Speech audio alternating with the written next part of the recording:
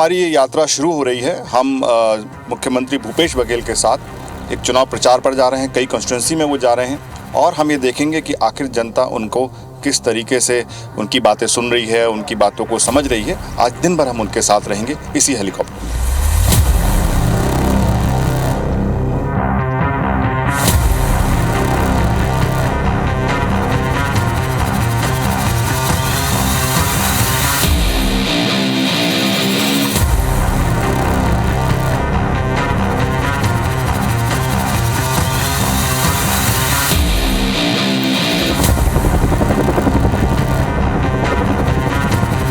अब हम अपने पहले डेस्टिनेशन मोहला मानपुर पर पहुंच गए हैं।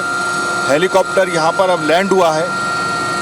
चूँकि सीएम लगातार प्रचार में है इसलिए उनके गले में प्रॉब्लम है, तो उन्होंने कहा कि हेलीकॉप्टर में बात नहीं करेंगे, ऊंचा बोलना पड़ता है, नीचे उतर के बात करेंगे। तो अब जैसे ही हम हेलीकॉप्टर से बाहर निकलेंगे हम सीएम भूपेश बघेल जी से बात करेंगे, जानेंगे, समझेंगे कि आखिर उन्हें क्यों लगता है कि वो दोबारा यहाँ पर जीत सकने की स्थिति में है।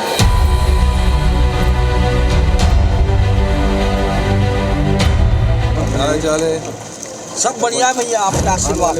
मोहला मानपुर में यहाँ पर लैंड कर चुके हैं। ये मुख्यमंत्री जी का पहला डेस्टिनेशन है जहाँ पर उनकी आज की पहली सभा है। मुख्यमंत्री जी, अभी हम आपके साथ हेलीकॉप्टर में आए, क्योंकि आप लगातार प्रचार कर रहे हैं तो आपके गले में समस्या थी। आपने कहा हेलीकॉप्टर में बात नहीं करेंगे और मैंने देखा आप ध्यान में थे और आपने कुछ सोचा। जो मैंने देखा कि पूरा ऊपर से बहुत ही बढ़िया धान के खेत थे, धान कटना शुरू हो गया है और ये जो धान है यही आपका ब्रह्मास्त्र है। पिछली बार चुनावों से पहले आपने चला, इस बार आपने फिर चल दिया कि हम जितना भी जो कर्जा है वो माफ़ कर देंगे, धान सबसे ज़्यादा खरीदी करेंगे। तो क्या आपको लगता है कि यही आपने सोच के किया कि पिछली बार जीते थे तो इसली बार भी इसी मुद्दे पे जीत सकते हैं? देखिए, ये प्रदेश है, किसानों का प्रदेश है, मजदूरों का प्रदेश है और यदि यहाँ किसान को आप मजबूती देंगे तो छत्तीसगढ़ मजबूत होगा। और इसलिए लगातार पूरे देश में सबसे ज़्यादा ये धान की कीमत कहीं है, मक्के की कीमत है, गन्ने की कीमत है, मिलेट्स की कीमत है, कोदो कुटकी रागी की, वो छत्तीसगढ़ में है। लघु उपज संग्रहण भी बहुत यहाँ होता है, तो सबसे ज़्यादा यदि तेंदूपत्ता कीमत है तो छत्तीसगढ़ में है। सारे लघु उपज के समर्थन मूल्य घोषित भी हमने किया है, उसमें खरीदी की व्यवस्था की, उसको वैल्यू एडिशन किया। तो यहाँ के लोगों को आर्थिक रूप से मजबूत बनाना बहुत ज़रूरी है और इसलिए जब उनको आर्थिक रूप से मजबूत बना रहे हैं तो पूरे प्रदेश में एक वातावरण बना है और पूरे किसान, पूरे मजदूर कांग्रेस के साथ है। लेकिन भूपेश जी, आपको नहीं लगता कि इस बार कोई ऐसी मांग नहीं थी? मैंने देखा इतने बढ़िया लहला रहे थे खेत और पूरा, मैं किसानों अभी बस्तर पूरा घूम के आया हूँ, किसान खुश हैं कि हमारा अच्छा, इस बात से भी खुश है कि आपने कर्जे माफ़ की बात की है, लेकिन फसल को लेके भी खुश हैं। कोई ऐसी मांग नहीं थी। तो कोई ऐसा नहीं कि आप पॉपुलिस्ट सीएम हैं, आपका फेस ऐसा रहा, उसी को आप बरकरार रखना चाहते हैं? नहीं, वो बात वो नहीं है। बात ये है कि मैं भेंट मुलाकात कार्यक्रम में गया तो उन्होंने कहा कि 15, अब हमारा धान का उत्पादन बढ़ रहा है इसलिए 15 क्विंटल से बढ़ा के 20 क्विंटल करिए। तो हमने एक जो घोषणा है उसको कल 1 नवंबर को राज्य स्थापना दिवस के दिन ही हमने शुरू कर दी। दूसरी बात यह है कि लगातार जब हम लोग गए किसानों के बीच में तो उन्होंने फिर से किसान कर्जा माफ़ की मांग की, तो हमने कर्जा माफ़ की घोषणा कर दी।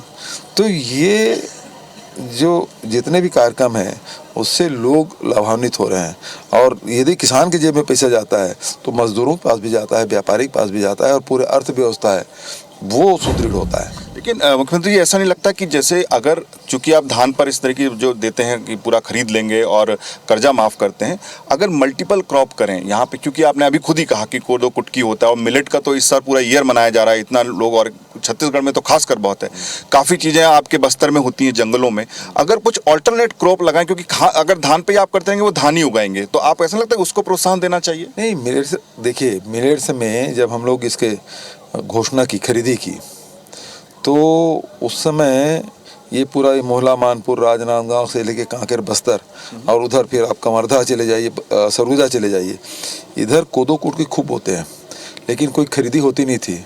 और जैसे हमने समर्थन मूल्य घोषित किया और खरीदी की व्यवस्था की तो उस साल 69,000 हेक्टेयर में कोदो कुटकी लगाया गया था। दूसरे साल 1,69,000 हो गया। ऐसा नहीं केवल धान का रकबा बढ़ रहा है, मिलेट्स के भी रकबे बढ़े हैं। तो बाकी और भी चीज़ों को प्रोत्साहन दें। लगातार मतलब यदि गन्ना की बात करें तो सबसे ज़्यादा कीमत गन्ने के यहाँ है, लेकिन सवाल इस बात के गन्ने में पानी बहुत लगता है। और दूसरी बात यह है कि छत्तीसगढ़ में 44% जंगल है। आप यहाँ कोई बड़े बांध बनाने की बात नहीं कर सकते। यहाँ छोटे छोटे जो वाटर बॉडी है उसको रिचार्जिंग के बाद, जो नरवा हमारा प्रोजेक्ट है उसी से हम लोग लिए हैं। और उसी कारण से तो जो आदिवासी अंचल है उसमें देखेंगे अब धान उत्पादन बढ़ा है। आप रिकॉर्ड निकाल के देखें, जो धान पहले रमन सिंह के समय 55-56 लाख मीट्रिक टन खरीदी होता था, अब 107 लाख मीट्रिक टन हुआ है।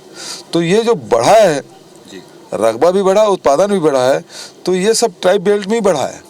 नहीं, ये बात अच्छी है, लेकिन आपके जो राहुल गांधी जी हैं वो भी कहते रहे हैं आपके साथ कि अगर जो खेती यहाँ पर होगी हम किसानों को प्रोसेसिंग यूनिट बना के देंगे। टमाटर की बहुत बड़ी मंडी है, लेकिन पिछले 5 साल में कुछ ऐसा काम हुआ इस पे प्रोसेसिंग यूनिट बनी? पहली बात यह है कि आपके बकावंड में, मैं जगह का नाम बता रहा हूँ, काजू प्रोसेसिंग प्लांट लगा है। लोहांडीगुड़ा जहाँ स्टील प्लांट लगने वाला था वहाँ इमली प्रोसेसिंग प्लांट लगा है। नथिया नावा गाँव, कांकिर, मनोज मंडावी गाँव, वहाँ मिलेट से प्रोसेसिंग प्लांट लगा है। कोंडा गांव और आपका दुगली आप जाकर देखेंगे तिखुर प्रोसेसिंग प्लांट लगा है। तो ये सारे प्लांट क्या अपने आप लग गए हैं? इसको लगाना पड़ा, 5 साल पहले नहीं थे ये। नहीं, बिल्कुल ये काम हुए हैं, तो इसका लाभ आपको दिखेगा। अब देखिए, अब हमारे यहाँ आदिवासी अंचलों में आप देखेंगे तो सरसों भी खूब बोते हैं।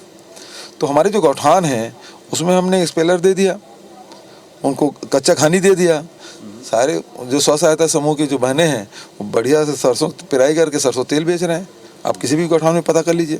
बिल्कुल सही बात है। मैं कॉफ़ी पी के आया हूँ जगदलपुर में, वो आप भूल गए बताना, वो भी प्रोसेसिंग शुरू किया है। ऐसा नहीं, इसलिए मैं आपसे ही जानना चाह रहा था कि आप ये बताएं, क्योंकि जनता पूछना चाहती है। बाकी आपके अपोजिशन आरोप लगाते हैं कि राहुल गांधी कहते हैं कि खेत पे बना देंगे, लेकिन कुछ किया नहीं। नरवा, घुरवा और गरुआ बाड़ी पे हम और भी बात करेंगे, लेकिन मैं जानना चाहता हूँ आजकल आप बोलते नहीं उसके बारे में, आपने बहुत बात की पहले। इसलिए कि वो ऑन गोइंग प्रोसेस है, उसका लाभ लोग ले रहे हैं।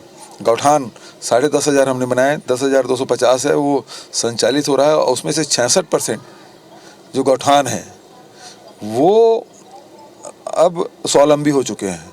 उसको पैसा देना नहीं पड़ रहा हमको गोबर खरीदने के लिए, तो स्वावलंबन की ओर बढ़ रहा है। वाटर रिचार्जिंग आप करेंगे, 13,000 नाला हमारा वाटर रिचार्जिंग हो गया, 30,000 नाले हैं।